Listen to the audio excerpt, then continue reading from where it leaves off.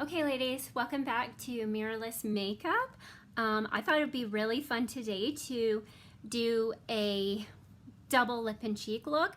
There is a tutorial on using just one shade, so you can catch that in my episodes. I thought today would be super fun to use two. I love mixing my shades, so let's get to it. Today I'm going to use one of our satin and one of our gloss. It's a really great way to combine your lip and cheeks because one is a more matte finish, this is nude, and one is a more glossy finish, this is black cherry. This is one of my favorite combos, okay? So let's get started. Let's start with our lips because that's easy. I'm just going to go ahead with my middle finger, put some on my finger, and I'm just going to awkwardly talk through this and apply that. I think you ladies can do that. We all know where our lips are, but as I've said before, you want to be more comfortable with it. Go ahead and do the actions before you have the product on your finger. It just makes it easier, okay? Because then we're mimicking, right? Okay, so I did nude on the bottom. Now I'm going to apply black cherry over top. Boom, done, love it. Okay, let's do the cheeks. So you've already got your makeup on, all right. What we're going to do with the cheek shades is we're going to find that cheekbone. So I want you to find your cheekbone. Go ahead, poke your face. A great way to find your cheekbone is finding where your ear meets your face, the top of your ear, and then there you go. Follow it down, okay? So I like to describe it as I'm going to, or explain it, sorry, as I'm going to use, I like using my middle finger. I don't know why, but I'm going to put nude again as my base on my middle finger. I'm going to take my ring finger and I'm going to plop it kind of like directly below that outer corner, just on slightly above my cheekbone there, okay? Again, go ahead and do this before you have product on your finger, if that makes you feel more comfortable. We are going to learn through muscle memory. The more we do it, the easier it is, okay? But these are just good landmarks. So I'm going to take my ring finger, I'm going to put it at the very end of my cheekbone, then I'm going to take that middle finger and I'm going to follow my cheekbone up, and I just did 1, 2, 3 taps. Okay, now I'm going to take my black cherry.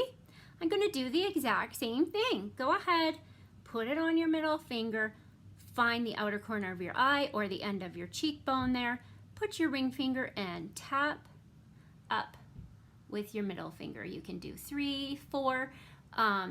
We're following our cheekbone up because again, we are working with creating a facelift, okay? So I'm just going to do one side for you and then I will do the other side. Okay, get your brush, your fluffy end, whatever you're blending with, and go ahead and start blending that. Again, remembering we are always going up at an angle, working with that facelift, following the cheekbone, kind of like we did with the contour, except we're higher now, right? So yeah, that's it.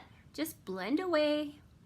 When I blend, I will do like, kind of like I'll swipe up a few times, following, just keeping the brush on my face, following that line up, okay? But then I will also take my brush and I will do kind of like some swipes up to make sure we are blurring out any like harsh lines that we may have along the bottom, okay? So go ahead and do some flicks up in that area.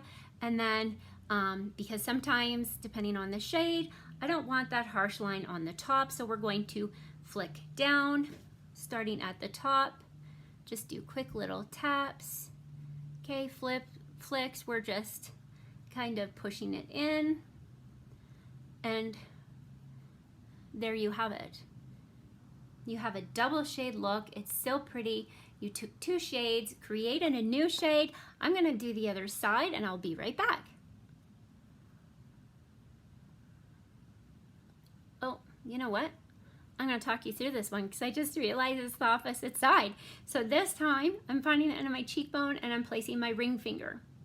And then I'm tapping up with my middle finger. Okay, I did nude. Here I'm going to go with black cherry, again on my middle finger, find the end of my cheekbone with my pointer finger and tapping up. Just following that cheekbone, okay?